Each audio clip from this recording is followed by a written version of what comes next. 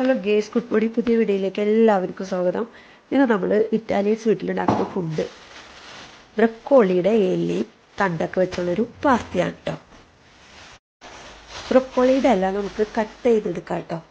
അതിൻ്റെ ഈ ഇല ഭാഗം ആ തുമ്പ് നമ്മൾ കട്ട് ചെയ്ത് മാറ്റും. അതിനുശേഷം ഈ തണ്ടും ഇലയ്ക്ക് കേട്ടോ ഉപയോഗിക്കണം.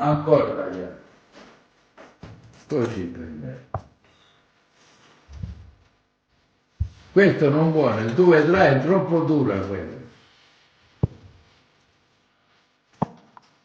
Quella è. Questa qui. Quello tagliare così, bravo, così.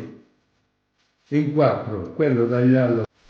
ഇത് ഏകദേശം ഇതേ ഒരു കണക്കാട്ടോ കട്ട് ചെയ്തെടുക്കേണ്ടത്. കണ്ടോ, നല്ല വലിപ്പത്തിലാണ് ഇത് കട്ട് ചെയ്തെടുക്കുന്നത്. ഇതിൻ്റെ ഇല ഭാഗമൊക്കെ നമ്മൾ മലയാളീസൊക്കെ ഇത് ചീര തോരൻ വയ്ക്കുന്ന പോലെയൊക്കെ ഉപയോഗിക്കും. പക്ഷേ ഇറ്റാലിയൻസ് ആ തണ്ടും അതിനോട് ചേർത്ത കുറച്ച് ഇലയൊക്കെ ഉപയോഗിക്കുള്ളൂ കേട്ടോ.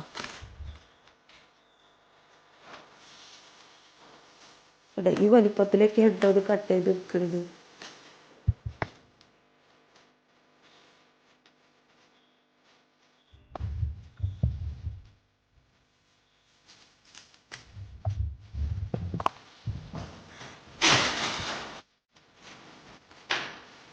ഇലയൊക്കെ തണ്ടും ഇലയൊക്കെ കട്ട് ചെയ്തെടുത്തു.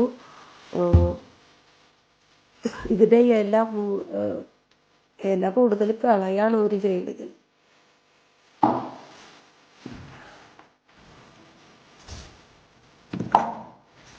ഇതിൽ ചെറിയ പുഴുക്കളൊക്കെ ഇടയ്ക്ക് പോകാൻ വേണ്ടി കുറച്ച് നേരം ഉപ്പിട്ട് വെള്ളത്തിൽ വെക്കും കേട്ടോ. അതിന് ശേഷം അത് കഴുകി വാരി എടുക്കുള്ളൂ. അങ്ങനെ നമ്മുടെ ബ്രക്കോളിയുടെ ഇലയും തണ്ട് നന്നായി വെന്തിട്ടോ. അത് വേറൊരു പാത്രത്തിലേക്ക് മാറ്റി കൊടുക്കാം. നമ്മുടെ നാട്ടിലെ ഫുഡ് പോലെ കളർഫുള്ള് ഒന്നുമല്ല.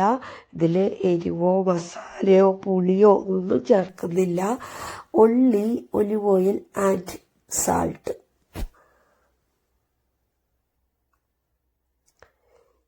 ഇനി ഈ വെള്ളത്തിൽ തന്നെ നമുക്ക് പാസ്ത ഇട്ട് കൊടുത്ത് വേവിച്ചെടുക്കാം.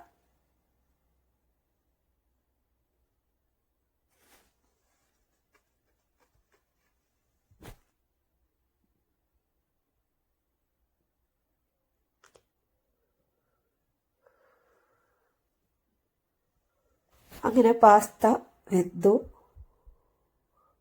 പാസ്തയിലേക്ക് നമ്മുടെ ബ്രക്കോളിയുടെ ഇലയൊക്കെ ചേർത്ത് കൊടുക്കാം.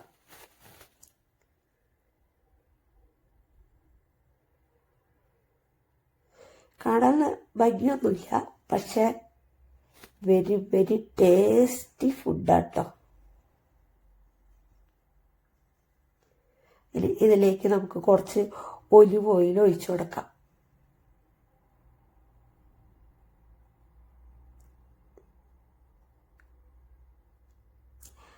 അങ്ങനെ നമ്മുടെ ബ്രക്കോളി എല്ലാ തണ്ട് പാസ്ത റെഡി. ഇനി ഇതിലേക്ക് ഫോർമാജിയോ ഇട്ട് ചൂടോടുകൂടി ആസ്വദിച്ച് കഴിക്കുക.